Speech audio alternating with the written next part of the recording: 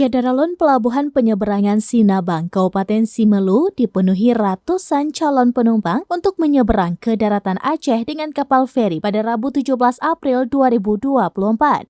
Arus balik setelah Lebaran di jalur penyeberangan laut di wilayah kepulauan ini selalu ramai penumpang setiap kali jadwal penyeberangan dengan rute Simelu menuju Calang, Aceh Jaya, Simelu menuju Labuhan Haji, dan Simelu menuju ke Aceh Singkil. Kepada para penumpang kapal dihimbau untuk membeli tiket sebelum naik ke atas kapal. Untuk diketahui, pembelian tiket kapal feri di Simelu hingga saat ini masih dilakukan secara offline.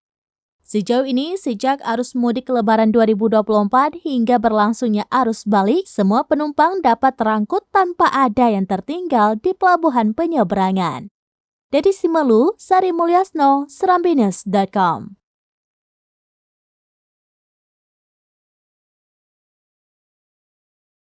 Download Tribun X sekarang, menghadirkan lokal menjadi Indonesia.